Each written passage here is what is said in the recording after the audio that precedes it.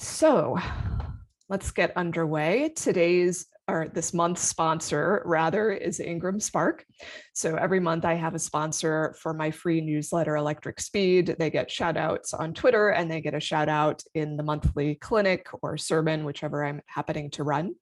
I happen to be an Ingram Spark customer myself. So for my self-published work, I use Ingram Spark for print distribution. And FYI, they just recently updated their sales dashboard and it is so much better. So if you haven't checked it out, you should take a look if you're using Ingram Spark, just a little tip. All right. So we have Angela here today. Thank you, Angela, for being so open to this conversation in public. I know it's always a little bit anxiety inducing, but I think I can promise it will be a good experience. No, thank you, Jade. I'm thrilled to be doing this with you. Wonderful. So I'll say a few brief comments about what I know about you, Angela, and then I'll turn things over to you to say a few words about your challenge. So you're an independent music career coach, and you've directed career and entrepreneurship programs at lots of impressive places like major music schools. You've also presented at lots of major music schools and related organizations, and you have a doctorate in cello from Stony Brook. Now, your first book, Beyond Talent, and I have to say I love that title. I don't know if is that your genius or your publisher's genius. I don't really remember. I think it was, but I know that my agent, has been really, really helpful throughout the whole thing. So wonderful, wonderful. And Anne Rittenberg is Angela's agent. She's joining today. Thank you, Anne, for coming. So this first book is targeted at classical musicians attending university, and I believe it's adopted for courses. Is that correct, Angela? Yeah. Uh-huh. And I have to, on a personal note, I just want to say that one of the reasons I was attracted to this particular scenario, and I'll come back to this, was because I feel like I have a book that's kind of the corollary for writers, the business of being a writer. I think I have very similar goals as you in what I'm trying to teach writing students, what you're trying to teach music students about having a successful career in an artistic industry. And you're not necessarily getting that business education when you're going to music school or writing school or art school. Now, the challenge you expressed to me in your own words, I'll just read this briefly and let you expand. Beyond Talent is used as a textbook in universities, et cetera. It's published by Oxford University Press, great publisher. But you're planning a second book, which you consider a pivot, about how to find your artistic voice as a performer or composer. Doesn't have ready-made courses to fit, about 34,000 words, which is quite short in book publishing world, not impossibly short, like nonfiction. There's so many different types of books and categories that allow for shorter works. The closest comp you found is War of Art. I think that makes total sense. That's a very short book as well. I wonder if it's even 34,000 words. It's a quick read. And the ideal reader is comparable to the other book, a little bit different, which we'll discuss, a young professional musician post-grad school. And then more recently, you shared with me the following tidbit, which I found useful, that Beyond Talent is the platform that your coaching and your reputation is built on. And the new book will allow you to come out of the closet on a dimension of your coaching that's been a stealth strength. So people come to you for the career help, but then you realize there are also issues here with the creative work. And so you end up working in both areas. And I just think that's fascinating. I too have, in my work, you and I have probably spent the majority of our careers helping, consulting, coaching, and you start to see patterns in the problems that people have. And even if you're focused on the business side, all sorts of other issues come to the fore that interfere with having a good business. And so I have to say, I too have ideas for books that are similar to what you've got.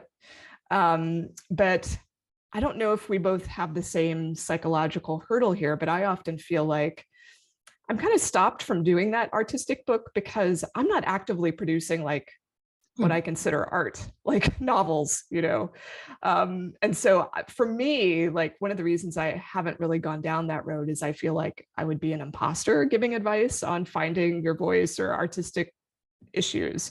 And so this is a KCD cartoon that just a little funny moment to remind me to talk about the imposter syndrome and ask if that, I know that you're worried about this pivot from doing a book that's on the business to doing a book that's really about the art. And I didn't know if this was an underlying issue that you were feeling. And I guess I'm projecting, to be honest. No, I definitely worry about this. I was actually surprised when I started writing the book, because I thought, oh, like, who am I? Who the hell am I? Right, exactly. To write this. And then I think it was Anne who said to me, you've written this other book. You've been in this field for all these years. Who the hell are you not to do this? Right. So it depends on the hour of the day how I feel about this. Yeah, I'm right there with you. So just to go straight to the nuts and bolts, and I'm just going to set aside the psychological issues that, we move through them, however we move through them. I just barrel on. So I want to talk first about your next publishing partner, whoever that may be. If for me, this is my opinion, and there might be varying opinions. If Anne wants to mention anything in the chat, please do. If classroom adoption isn't likely or even critical, and I don't think that it necessarily is, does a university press still make sense? Now, university presses do mainstream, non-scholarly, what we call trade books that are meant for the bookstore. And so I'm not familiar enough with Oxford to know what their trade program looks like, if they have one. Certainly my publisher, University of Chicago Press, does publish for the trade, although the pricing tends to be higher, which can be a bit of a sticking point for bookstores, depending, like they can easily price over $30 for a paperback. And then sometimes the packaging just isn't as flashy, or like it's not necessarily for consumers. It's like just more staid and quiet. But of course, this varies tremendously based on the university press. So I don't want to paint them with too broad a brush, but it makes sense to me that you would look somewhere else than Oxford. But do you happen to know, Angela, if Oxford has a lot of trade books, things that would be in bookstores that look more like consumery? I don't even know how to, I'm no authority on that. I always thought that they considered my book more of a trade book, but it was adopted as text. So yeah. Well, in any event, I was looking at some of the comps. I've got War of Art here and some of the others that you mentioned to me. And, the books that I'm showing here are they are big. They're really big books. They're not necessarily recent. So I don't know that, for all of you writers wondering, would you put these as comps in a book proposal? I would be cautious, because you want to be really recent, and it's better if you're not choosing the biggest blockbusters on the planet, like I am here. But I was doing this to kind of get a sense of the publishers who are behind these books. So we have some big five titles, meaning, the Penguin Random Houses and HarperCollins of the world. We've got Workman, which is, now I'm starting to wonder, I think Workman might have been acquired by a big five. There's so much consolidation, I can't always keep up. Workman used to be independent. They might not be any longer, but they're known for highly designed books. They tend to be in gift markets, like little boutique shops and places where people shop for gifts for people. That to me would be a super appealing publisher for the sort of book you want to do, but they might, I don't know, your book could be too niche for them. Interestingly, Anne says Hachette bought Workman. Thank you. I suspected that had happened. The War of Art, the War of Art, actually, it was first traditionally published, but if I'm not mistaken, he is now self-publishing that through his own company. And then Letters to a Young Poet by Rilke has fallen into the public domain. Huh. but there's still editions being published by the big houses. And then the last one I have here, Writing Down the Bones, I think is a really interesting book to look at because it's definitely kind of like what I would consider a very specialized market. But it's by a major, what I consider a major independent publisher, Shambhala, which has kind of this mindfulness, meditation, Buddhist sort of aesthetic to, or topics in their catalog. So that sort of publisher might appeal to you, or could be a fit for this book, given that they were happy to take on something that was just for writers. Maybe they would take on something that's just for musicians. Don't know. Wow. It's so great to see all of these because it really helps me. I just hadn't really thought of very many comps. This is wonderful.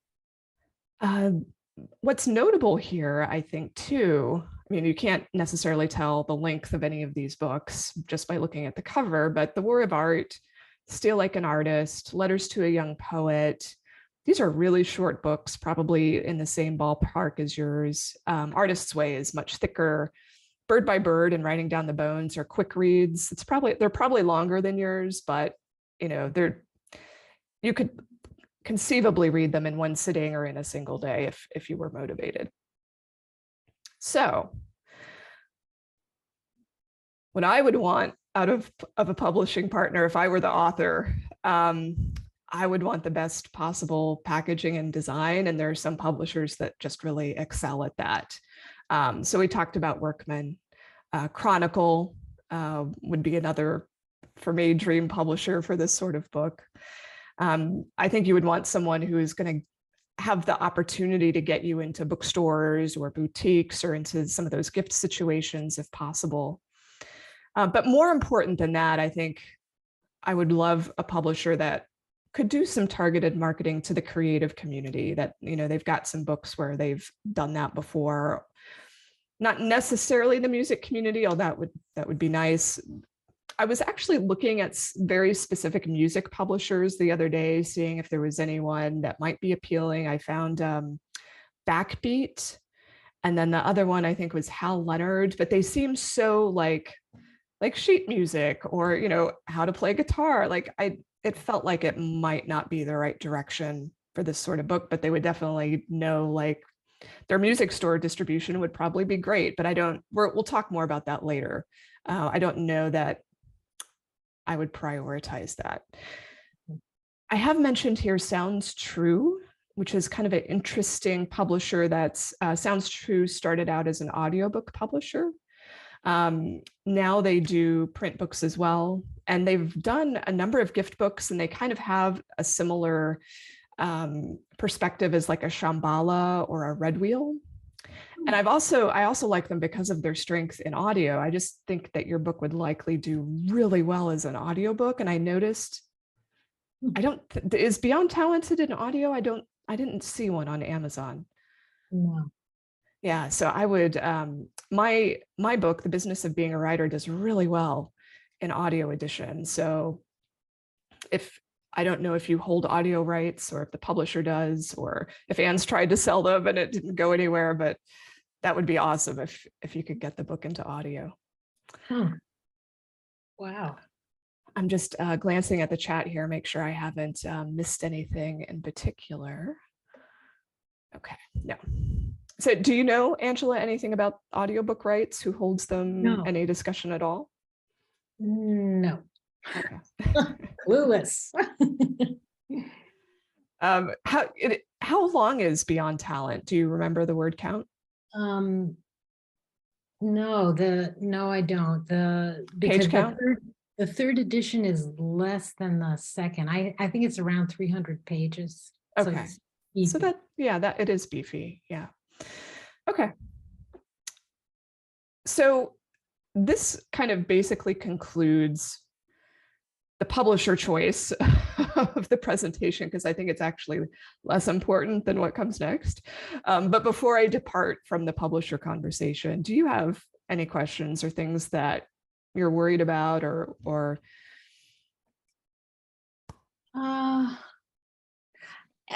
only that in my head, I'd thought about the kind of quirky places where the book could be sold. But this is so specific that I don't even know that it matters, like what that it really warrants worrying over. But I think like summer music festivals, that like the advanced places, Tanglewood and Aspen, that kind of place would be great for selling this. And I don't know about those. So it's a kind of a boutique situation. Yeah, my gut says those opportunities would likely be facilitated by you by reaching out or being a speaker, or some sort of programming that ties in. So go ahead. I just gonna say, it just reminds me, I mean, like the War of Art went viral, and you can't engineer that, but it is a matter of having like a set of people who are really going to champion this. So fingers crossed. So. Yes. So that's exactly where we're going next. To what you can do to light that fire as early as possible and increase the chances of the word of mouth. And I noticed there's a question here from Ellie. Would an American publisher necessarily forego a Canadian book? I guess it would depend on what we mean by Canadian book. If it's a Canadian author, I don't know that they care that much. If it's for Canadians, then I would be looking at the Canadian division of, like, if it were a big five, like Penguin Random House has a Canadian division, so you would be submitting to them, or your agent would be. So Ellie, it really depends on who the audience for the book is. If it's Canadians, then American publishers might not take it on. Oh, she meant author, a Canadian author. No, they're not going to forego a Canadian author. Don't worry about that. All right, so I think the most important piece of this is your author marketing journey really starts now. I think even before you know who the publisher is, because there's so much you could do, and especially given that you might feel like you're a little on shaky ground, or you have a bit of this, who am I to be writing on this? We want to we both want to give you confidence. We also want to just increase your knowledge of this sector and what differences might be in play, to the extent that we can do that prior to publication, and also just grease the wheels. Make sure that when the book does come out, that it's not this huge shock or departure. Like, people can see you have been building to this and you've already kind of primed your audience for it. And I've used the picture of a ginormous cruise ship because it takes a while to turn some things around. Like, the bigger your platform, or the more deeply you've gone into branding for business, for example, it can be kind of hard to pull out of that and get recognized for something a little bit broader, or much broader, as the case might be. But I don't think it's like, for you and for me too, if I were to go in that direction, I don't think it's like out of the question, or like people are going to object. I think it's just giving yourself space to make this turn. So I think the first step is, and you may have already done this for yourself, is just thinking about what's going to be the overarching tagline or message as I begin this like early marketing campaign, basing it on the primary audience, which I think you expressed as classical musicians, post-grad, maybe 5 to 10 years out. So for that audience, and I've had a peek at your manuscript, so I have an idea of what this book says. And so I just like cherry picked a couple things that I saw right away. One of them being, everything you've been taught about musical artistry is a lie. It's very powerful, provocative, which I like. I'm going to be encouraging you to stir the pot. I know that can be scary, but that, it helps you get attention. Another one might be, music school prevents you from finding your voice. That'll be popular. Yes, exactly that. So that brings me, when your book is criticizing the people you need to be on board, which I have some experience with. I have a love-hate relationship with the AWP, which in the writing world is the Association of Writers and Writing Programs. So writing degrees, MFAs, my book is for that audience, but I also really take it to task in so many different ways because it doesn't deliver a business education. I think it stokes a lot of myths. You and I probably have a lot of the same beefs with how these schools get run when it comes to career guidance and all sorts of other guidance. But now I guess you're in a more like danger zone potentially because you're criticizing them for what they're actually supposed to do, I guess, in some regard. So, to look on the bright side, I think there is an opportunity here. It can be challenging, but you mentioned to me you were thinking about testing the waters with some colleagues, maybe sending out the manuscript for some beta reading. And I think that's exactly what you should do, because one of your strengths, looking from way outside, I think would be your existing relationships, your network, all of these music schools that already use your book. To me, that's kind of step one, is starting to warm them up to this, that you are going to do this. And what feedback do they have? Are they relieved someone is saying it? Do they recognize the problem? Just reading the room, essentially. What do you think?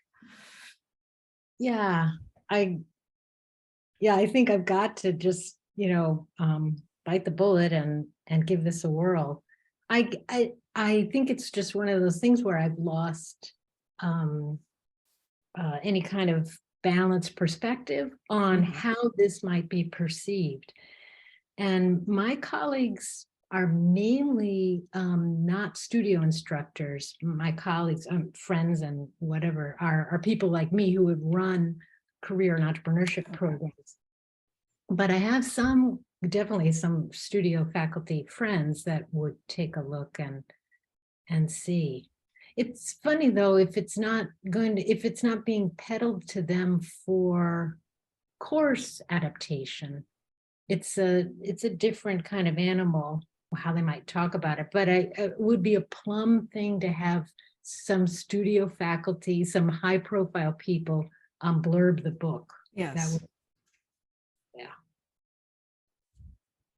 Yeah. So I would definitely encourage that as soon as you feel comfortable, not just for the blurbs, but also to think about, like, they might be able to give you some really gem of an insight that helps you realize how you can position or pitch or place once the book is out to make it more likely they'll take it on. Or, mention it as a supplementary read. Maybe it's not required in a course, but it's something that will definitely help people get more out of their education, perhaps. Yeah. It's funny, in my mind, I really think that there's a difference between what a studio faculty member wants an undergrad to be reading and what they suggest for a doctoral student. And I think this is one of those issues, because too much agency in an undergrad is a dangerous thing. So.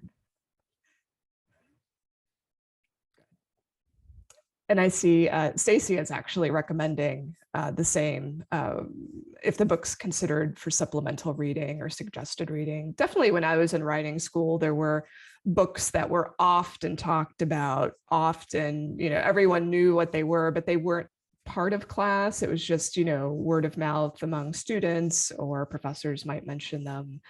Bird by Bird by Anne Lamott was a big one. And that might even be assigned at this point. I'm not sure, since I haven't been in school for quite some time. But I think regardless of what your studio colleagues think, the audience for the book, they're going to love it when you say what's been unsaid, breaking the boundaries, or, shedding light on taboos, whatever it happens to be. That's catnip for word of mouth and for virality, whatever it is that you want to encourage. Speaking truth in the midst of greater authorities who maybe don't agree. This is all just fuel for the fire. So now, going to some of the notes that you shared with me about ideas for spreading the word, you mentioned summer music festivals, bookshops at performing arts centers, online music gear and accessory shops. And what I want to do is try and shift your attention away from specific like distribution or specific retailers, because a lot of that can be out of your control, exactly where the book gets stocked or ordered, unless you yourself are targeting and speaking at these places. I would instead be thinking about who instead of where.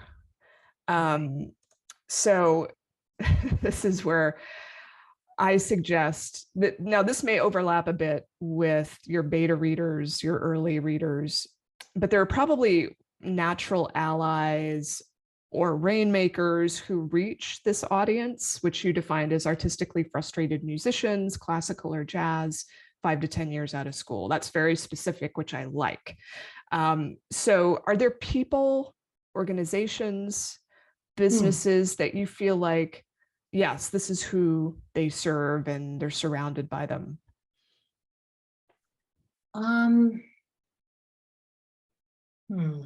Well, there are, associations for different segments of the music profession that aren't affiliated with any particular school. So their members are older and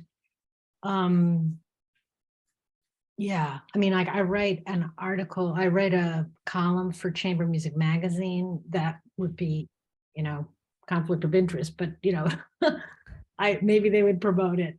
But then there's others, there's stuff for classical singers and yeah, I think that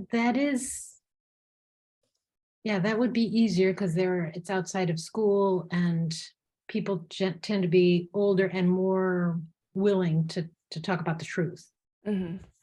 Is there anyone who you find is very outspoken in your field, kind of a contrarian? Are there figures like that? There's a couple of podcasts that flirt with that. But I can't think of one person that's super well known. This is not a community I'm very familiar with, so I'm just kind of spitballing here, but I do subscribe to one newsletter by Ted Gioia. He's probably a name you've heard of, I imagine. Yeah. I don't know if he's considered contrarian or not, but he seems to have a lot of influence and he says things that are very unusual, at least from my perspective. I think he says, like his newsletter is even called Honest Broker, I think, which kind of indicates he's a truth teller in a ways that others are not. Anyway, I don't know if would be a partner or an ally for you, but boy, it would be great if, I don't know, you interviewed him for some reason, or he interviewed you, or there was some discussion about this if he has an interest in this topic. I have no idea. Yeah. No, that would be great. Yeah, there is a podcast called Crushing Classical. Ooh, what's that about? Yeah, looking at the alternatives to the way business is usually done. And I can't remember if that's one that I'd reached out to before and wasn't, they weren't interested in me interviewing, but maybe with the new book, Maybe. Yeah. Okay. Ted Gioia, I like that idea. Thanks. So, just taking this further, and, you've already mentioned some pieces of this. Aside from just influencers or people with big platforms, I'm also just suggesting people that would be peers or even maybe not as well established as you, who are just like-minded, that you might not know yet, that you don't have relationships with. So earlier I was really talking about the people that you might know already to help guide you. And now I'm suggesting try to build new relationships. So usually the 3 places I go to first to find out who's active, who's relevant. I look at the popular platforms. So Substack is very popular as we're speaking right now. It might not be if you're viewing this video 5 years into the future, so please keep that in mind. But Substack has a nice search function where you can look for any keyword you want, and it tends to turn up stuff that's pretty fascinating. I'd like to do the same for podcasts. So I'm just going to type into the chat here one of my favorite search engines for podcast. It's called Listen Notes. Oh. And a good way to use that is to search not just for keywords, but for people or institutions. You're just wondering, like, who's talking about Eastman? I don't, maybe for some reason you want, I don't know, maybe there's a controversy happening at Eastman one year and you want to know who's covering that because I should be on their podcast. Stuff like that. And then if you wanted to invest even more serious time and energy, there's a really great research tool called SparkToro that helps surface more organizations, people, businesses, podcasts, YouTube channels, what have you, around certain topics. It can also do lookalikes searches. Like, let's say you decide Ted Gioia is like perfect, and you want more Ted Gioias in your life. So you type in Ted Gioia to SparkToro and it tries to find you more like that. So super useful.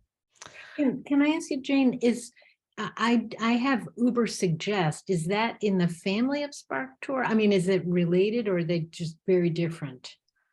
Tell me more about Uber Suggest. I'm not sure I've used that. I think it's mainly for looking at SEO functions and keywords, like lookalike keywords, and finding, who else is operating. It's probably quite similar. SparkToro, I like it because it works basically like Google. It doesn't require any technical expertise. It doesn't mention acronyms like SEO or keyword necessarily. It's very just, here's the goods. It's a pretty clean way of searching. It does cost money though. So, I mean, they do give you like a handful of free searches, but it's limited in the information they'll offer you. So I think it's maybe $50 a month, something like that. So you could like knock out all your research in a month and then cut it off.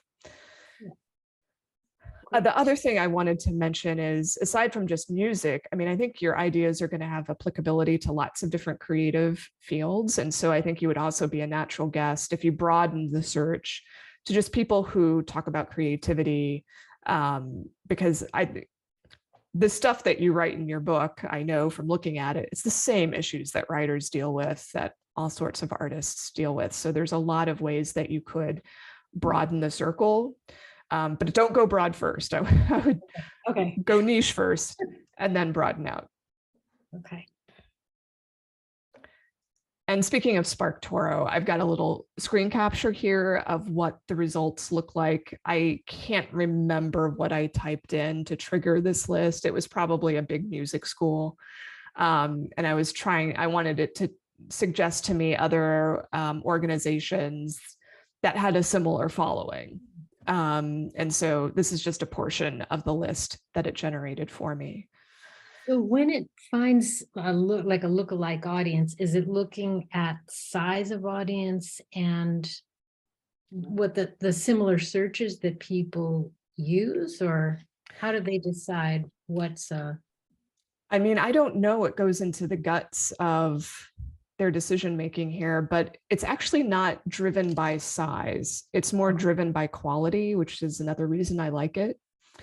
So it actually has a search result column called Hidden Gems, where it's people or organizations or accounts that have really high engagement, but a smaller number of followers, which is often the case with books like the ones we write. You're not going to necessarily get millions and millions of followers on a writing and publishing account, but you can find really engaged ones. Well, that's great. So throughout all of these searches, this particular slide is thinking about columnist opportunities. You mentioned writing a column, I think, just a while ago. So, I think what would be ideal for you is writing a column, whether it's online, print, doesn't matter, that will just increase your visibility on the topic, and people will realize, oh, Angela is now tackling the art problem in addition to the business problem. So Wow. and I'm just browsing the chat to see if there's anything I need to see. People are talking about covers, a lot of cover chat, which is great. All right. So you mentioned this fascinating little tidbit. You dropped a lot of pearls in some of your notes to me. One of them was that your target audience might teach at community music schools. Yep. And that's, I love the specificity there, that like just there's so much you can do with that. I mean, the really hard work with that one, which you probably know, is like making a list of all of those people and then, sending off a packet of some kind. But it just sparks lots of questions for me, like, what else do such people do? I mean, is there a way to track, like, do they have part-time gigs at orchestras? Yeah. And is there an association for those people? How do you reach them? Where do they hang out? Do such people do a lot of private tutoring or coaching of music students? And is there a site where they go to find their students? Like, I know there's like something called Thumbtack. I don't know if that's relevant here, but one of those spaces. And how can you find more of them? So what do they read? Are there podcasts or websites? I was just poking around and I found something called the Composer site, opportunities for composers of music. And you can really get into the weeds here. So, and there's sites that are only known by this really niche community. So are these things that, because you've been in the business a long time, maybe you already know what some of these are? Is that the case? Yeah, I mean, the thing about, we're basically talking about freelance musicians who teach at community music schools and often have a part-time contract with orchestras. That all of that is in flux because of COVID. Right. Lots of them also teach privately, but often for students up until high school. But those teachers, those young professionals, are the right folks. They don't all belong to the musicians union, for instance, and so it hasn't been an easy. There, I don't know of any easy way to get at a huge swath of those people. Yeah, with one edition of Beyond Talent, I'd gone through like all of the music related associations and sent out press releases, and I mean, I went kind of crazy on that. Not sure that it made much of a difference in the end, because a lot of these smaller organizations have small newsletters and yeah. So I guess what it is in my head, I think, how do I be smart to target the energy, the time that it takes to do this? And I definitely know, like for composers, American Music's New Music. New Music USA is like the main one. And I had written articles for their online journal, but it's in flux right now. Okay. So I think I need to, target, I need to be more assertive.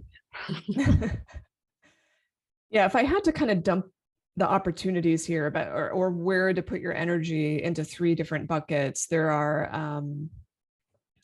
going after the influencers or organizations with big reach, big platform, and trying to work your way into a partnership or a columnist, or be a guest or do a Q&A, and to take advantage of their reach. Then there's reaching out in this kind of manner, which is very time intensive, but you've also done some of this before, so you may know where there's reward and where there's not, which is very good. And then there's just building off what you've already got, which brings us to the next point, which is you can pivot just through the power of your existing platform, which is significant. You've had this book out now for 10 years, more than 12, right? It came out 2010. It's been through 3 editions. It's very well known.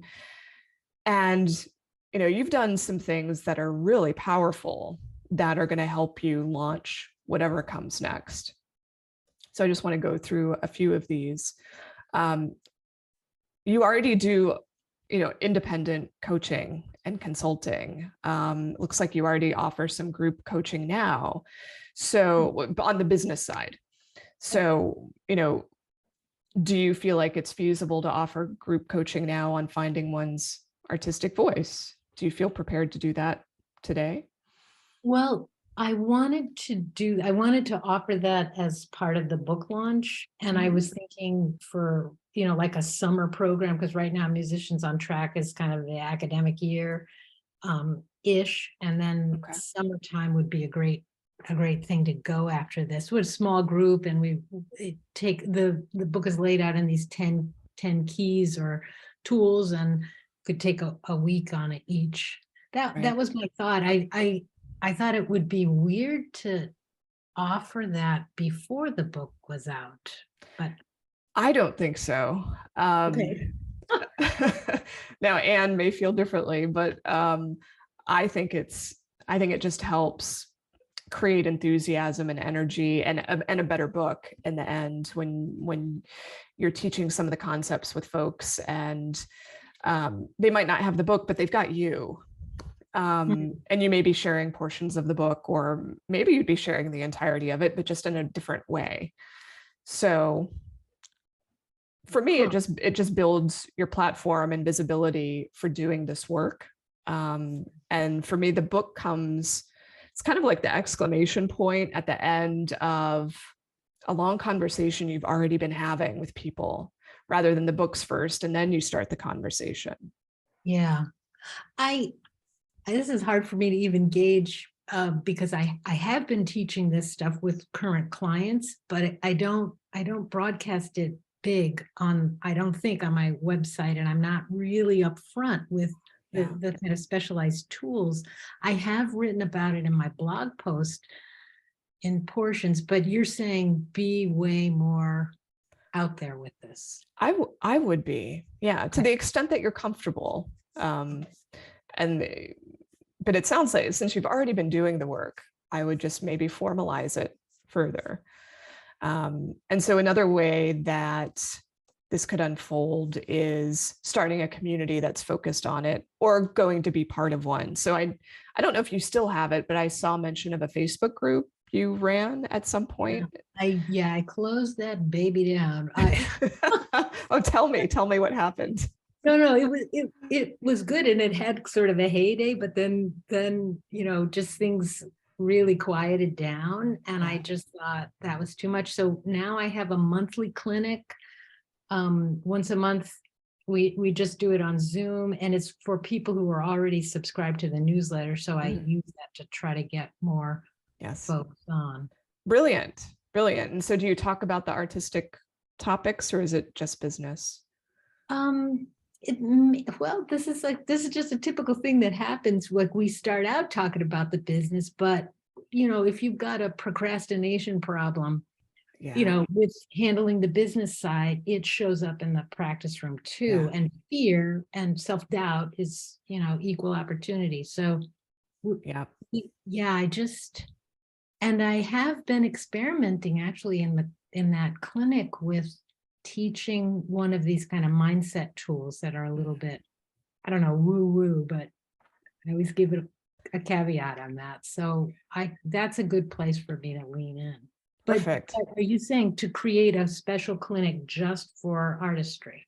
Not necessarily. No. I mean, it sounds like the clinic could be a good place to just maybe increase the volume on that piece of it more. Solicit more feedback from people about what they might want to see. Do a dedicated series, like a part 1, 2, 3, procrastination. And then, so I don't know, whatever the 3 biggest problems are.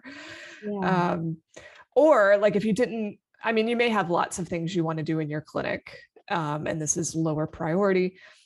you could also just go somewhere and participate on this topic. I was just kind of like fumbling around on Reddit and looking for people, because you can find people with these problems if you look closely enough. So like there's a music theory subreddit where there's this really popular thread about, I feel like music school was a massive letdown. And there are lots of 138 comments on that. It's like, wow. Now, I don't know if these are your people. They might not be, but it's worth poking around and seeing, should I join one of these groups? Should I participate? Will this help me when the book comes out? I mean, you want to be a genuine participant in addition to thinking with your marketing mind. Okay. Yeah. Hmm. The other thing I wonder, and I think this might have been suggested by someone in the chat, maybe Maddie, do you have time to undertake an interview series really digging deeply into this, ideally with a little bit of a controversial twist? So let's say it could be a podcast, it could be a newsletter, it could be a Zoom interview series, whatever you're comfortable with. Just a single season. It doesn't have to be a long-term thing, like maybe it's 6 installments or episodes that you think would just have the potential to get widely shared, because this is like, these are the secrets that no one, or the taboos that no one will break or whatever. So like what music school should have taught me but didn't, or I mean, you can spin it positive, you can spin it negative, you can spin it controversial, but something that just helps brand you as a person who's tackling this challenge for people. And ideally, you're bringing in people who are going to be supporters or very helpful in spreading the word later on. Yeah. I just noticed what my stomach is doing while we're. Oh no. No, it's that I have not been thinking about the book as music schools are, evil, right? I mean, if we were gonna, like, I have not been thinking about it that way. It's more like those poor studio instructors are like doing the best that they can in this situation. And there's something about the culture of music schools that breeds this stuff. Yes. I guess that's where I am. I could see doing interviews on this. But if you had someone in there who really just wants to complain, I mean, of course, there's plenty to complain about. I guess I don't really want to do the bashing. Allow me to say, you do not have to approach this from let's all dump on the music schools. That I don't mean to suggest that. I'm just going after the easiest attention grabbing stuff, and it can all be done in a way that's constructive and helpful. So you have to do it in a way that aligns with your values and practices. So I do not want to push you into a situation where But I hear what you're saying about to brand that kind of series around this to make it super clear. I think about it as the challenge of finding your own artistic voice. Yes. That really it's a process, and it doesn't get done in school. So right. There was an anecdote right at the beginning of your book that this didn't happen to me in writing school, but I saw it happen to a lot of people, where maybe I should let you tell the story briefly. You probably know what I'm talking about, right? Oh, the teacher, my teacher. Yes. Yeah. So this wasn't while we were in school. I was, studying with her privately at the time, but I had a teacher who, in a lesson, I think she was exasperated or whatever, but she told me that she called me an emotional cripple. And I can't imagine anybody doing that these days. I hope, I mean, there's all kinds of stuff, horrible things that happen, but it's, and this was very scarring in some ways, in a way that we've all had at some point in our lives, some comment Mhm. dumped on us, that we label ourselves on some level. Right. And that's what I've seen in my clients over and over again. Not necessarily a teacher, but there's something that we're holding on to that is getting in the way of us being able to find our artistic voice, or even believe that that's possible. So yeah, that was, yeah, spoiler. Yeah. I mean, there's so many of these kind of heartbreaking stories out there where teachers, knowingly or not, delivered Yeah, unconstructive criticism that was scarring. And I could see, an interview series not centered on the negative effects of that, but just like, what did you do about it? you know, how did you overcome it? Looking back, do you understand why? Like, I think it's a very interesting psychological issue that a lot of creative people have had to deal with. yeah. So that's another way in, just Wow. trying to No, brainstorm about how to approach it. I think that I feel like I'm dancing on the edge here of another huge elephant in the room is abuse of students. Yes. And that there are lots of stories out there. And I, even with Me Too, I mean, there are people who are still in those positions of power. So I don't want to go there.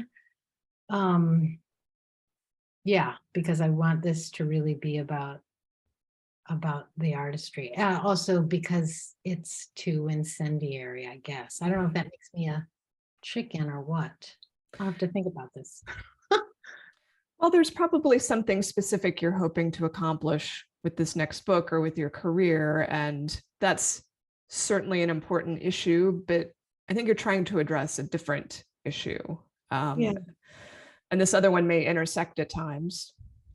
And Yeah. so, yeah, Yeah, because there's emotional abuse and other kinds of abuse are always sit side by side. So yeah. yeah, got it. Wow.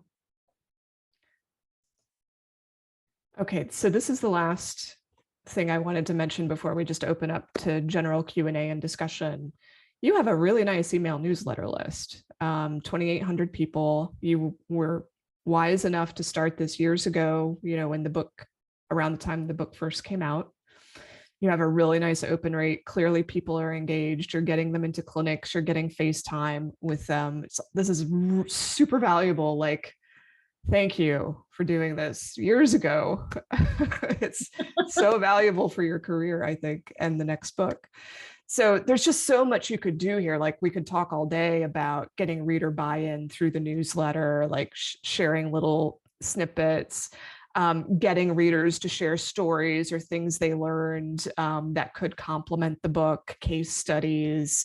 You can get their idea. Like, it's just never ending how much they could assist you both with making the book better, generating enthusiasm for when the book comes out, creating a street team for the book, your evangelists, getting their marketing ideas, getting them to post flyers in small community music programs, and all the rest of it. So this is a resource that you can mine forever, and they'll love it. That's the best part. They're going to love being there with you to see this through. So have you used the newsletter at all to talk about the second book?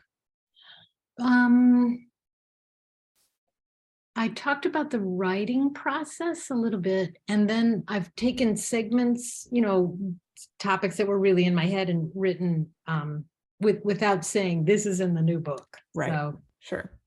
yeah, that's all. I think, boy, I don't think about mobilizing those people. For me, it's always like, how can I write better headlines? How can I, what's the open rate? And, oh God, I blew it last week, like that's what's going on.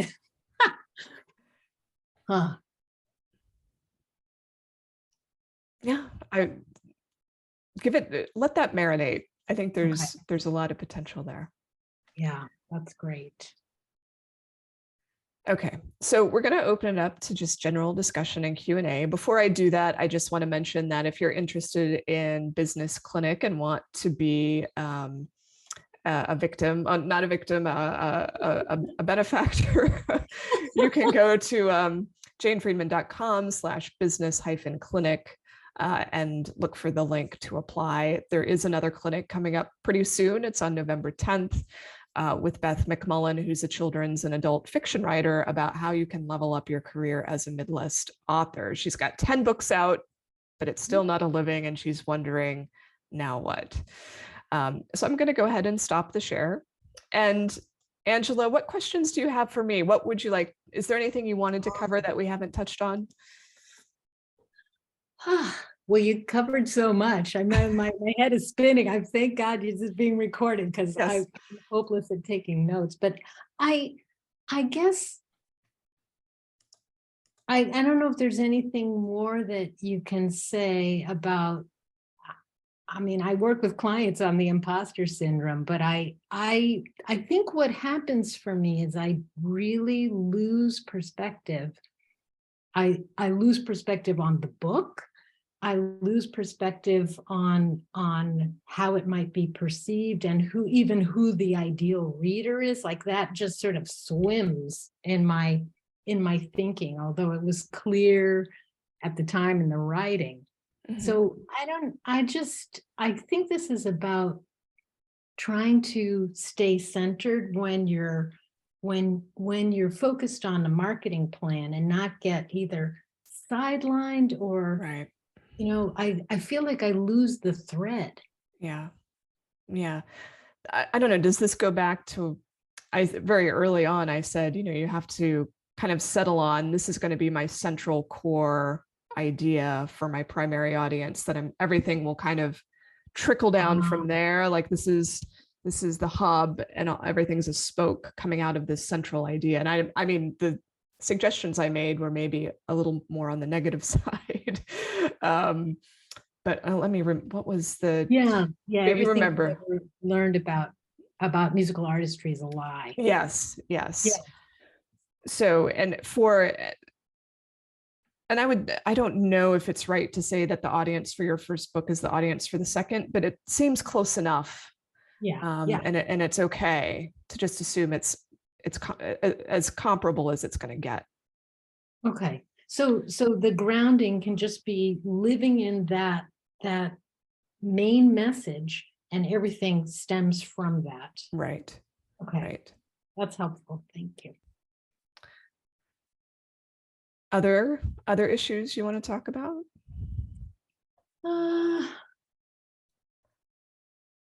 I guess and Anne's working on the publisher, so I'm not going to worry about any of that stuff. But yes. I guess I'm just not going to worry about that. I'm so grateful to have her. So, but it all of that makes me nervous. I guess that's just a piece of it. So yeah, that's totally normal. And I'll say that some of aspects of your marketing and promotion, you may not really know what you want to do until you know who the publisher is and what their strengths are. Yeah. So you're going to be, you may take a different direction depending on who the publisher is and what they're capable of. Okay. And with one of the editions, I had a publicist, basically a friend, who had some publicist experience. I just, there's a certain amount of work on that I'm not going to be able to do. Mm-hmm. And I wonder whether you do recommend that people consider hiring someone in addition to whatever the publisher is offering. It can be useful as long as you're not expecting to earn your money back through sales. Mm-hmm. That there's some other benefits that you can see, like it's going to raise your profile for hopefully a long time. That it's going to lead to opportunities that might be money-making opportunities in other ways, like speaking and teaching more clients. Maybe they're going to help you get placed in a way that would be very hard for you to do on your own, like on a major podcast or magazine or, interviews with big media that you might not have the connections. So I would think about what is it that you're hoping the publicist will do for you that's not necessarily connected to book sales, but about raising your profile or connecting you with a specific idea. I think that that's where it starts to get much more useful, because book sales is a very loose, Yeah. disappointing, in my Right. opinion, disappointing measure of their Yeah. worth. Yeah. Yeah. Oh, that's good. Thank you. So I'll just take a look at some of the Q&A. Let's see. Oh, Diana is asking, what's a street team? Are we talking about volunteer or paid supporters? So when I talk about street team, at least in this context, I'm talking about people who already know your work. Um, for you, Angela, that would be people who've been on your newsletter for some time, or they could be clients, even people who really believe in your message and they're by default going to love whatever you do. You can do no wrong in their eyes, that sort of thing. So those people can be very powerful if they're not afraid to speak up about what they've gained from working with you or reading your book, and then they can spread the word to their communities. So usually it's as simple, and this is volunteer only, but there'll be perks, like they'll get early access to your book, or there'll be special opportunities as a result of this. So Angela's job, if she has a street team, would be to give them all of the goods these people need to spread the word, like social media sharing images or early copies of the book, or flyers that they can post. And basically you're feeding them ideas for helpful, supportive tasks that either take them 1 minute or it might take them an hour, depending on how much time they have available to help. But it's almost always volunteer, aside from any swag or thank you gifts that you might offer them. Let's see. I've got a question from Stacia on offering a class on how to start a newsletter, like Newsletter 101. I do have a class.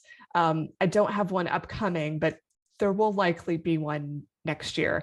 I would also highly recommend taking a look at my free sermon on email newsletters. I did a Q&A. I can't remember what it was now, but I think it was within the last year. So if you go to my YouTube channel, you can at least find a really nice discussion of email newsletters that might get you started.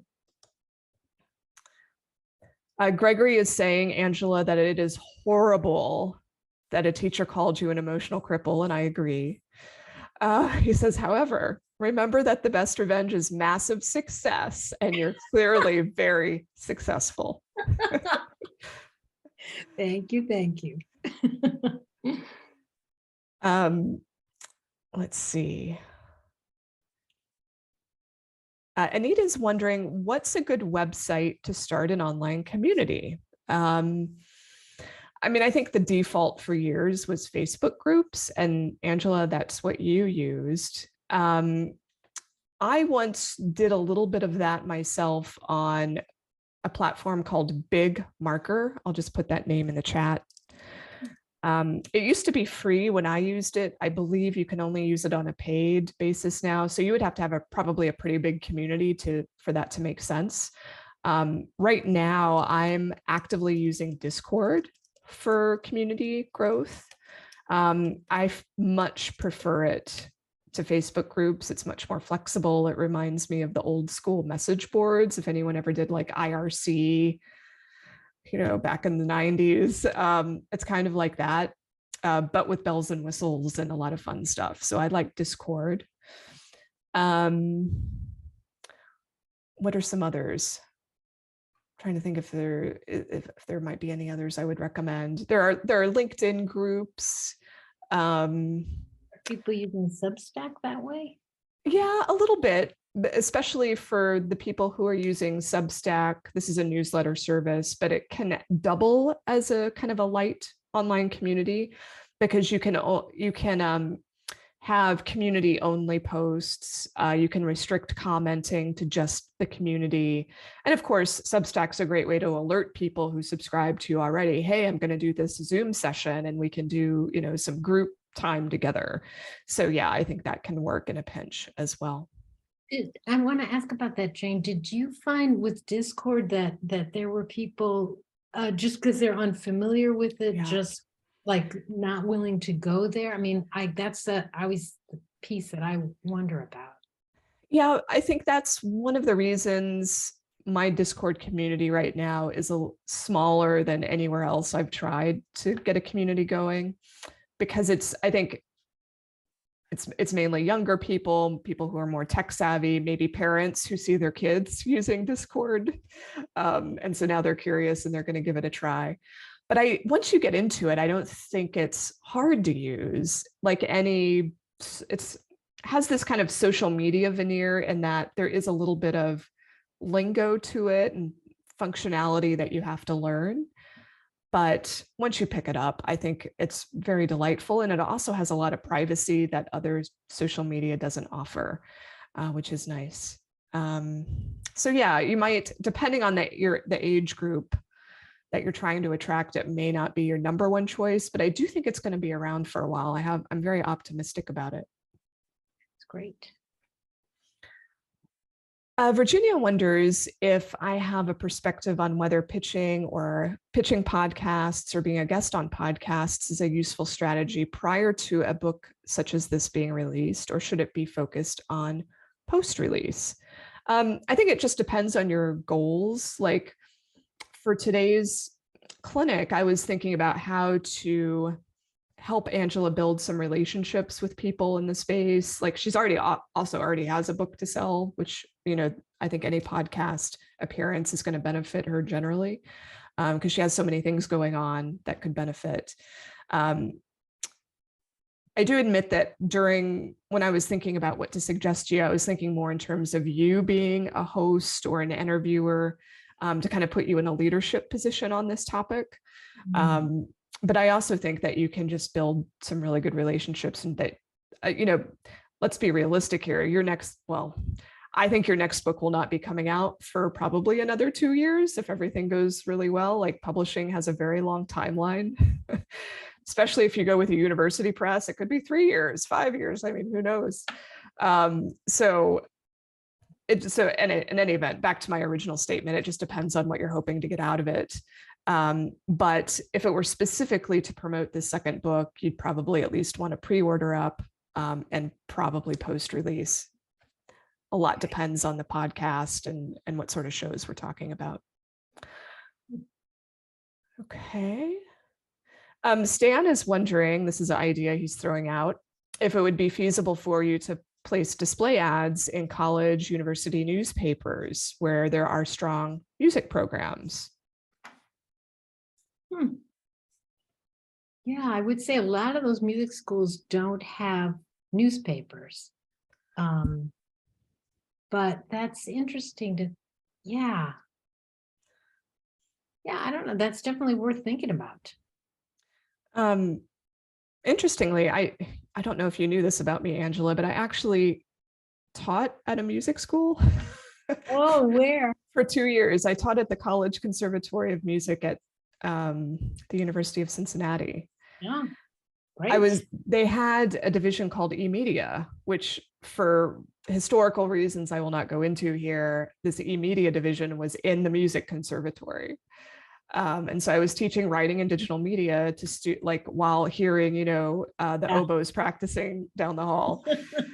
And I'm trying to think, at CCM, if you wanted to let all of those students know about your book, where would I go? Would I go to somewhere at the University of Cincinnati, like the student newspaper?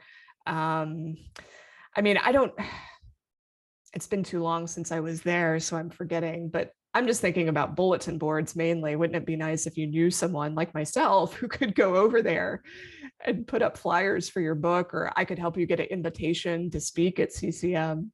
But I do like the idea of advertising in college publications because the rates are super cheap.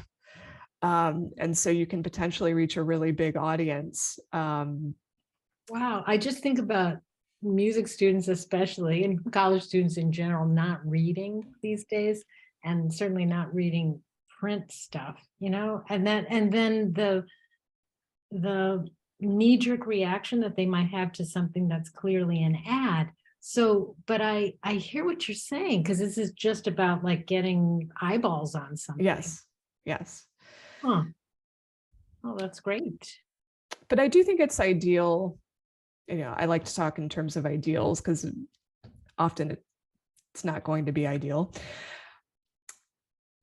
if you were speaking or teaching, even if it's a virtual event, I think that has a lot more impact if you're running some sort of ad campaign, that there's some sort of appearance or event that ties into it. And in fact, if you do have an event or an appearance at some place like CCM, you always want to build on it if you can with other things, whether that's the ads or a visit to a bookstore or other, just other activities, because it tends to reach a critical mass where suddenly people are like, I've seen this lady 3 times already. This must be a really amazing book or idea or argument that she's offering. Cool. Thanks. All right. Well, I want to be respectful of everyone's time here. And I know we didn't get to all the questions, but I think we got to some of the more interesting ones that are applicable to you, Angela. So thank you all for coming today. And thank you, especially Angela, for being open to this, not knowing what was coming and still smiling at the end. Oh, no, thank you, Jane. This has been wonderful. Like I said, my head is so full with ideas, and you make it all sound possible, whereas in my head, I'm like, ugh. It is. It's very doable. And you have a really long runway. So it's great that you're thinking about these issues early rather than when the book comes out. So you have so much time to, just take those small steps to get to where you want to be. Yeah. Thank you. All right. Have a great afternoon and weekend, everyone. And I hope to see you again soon. Bye-bye.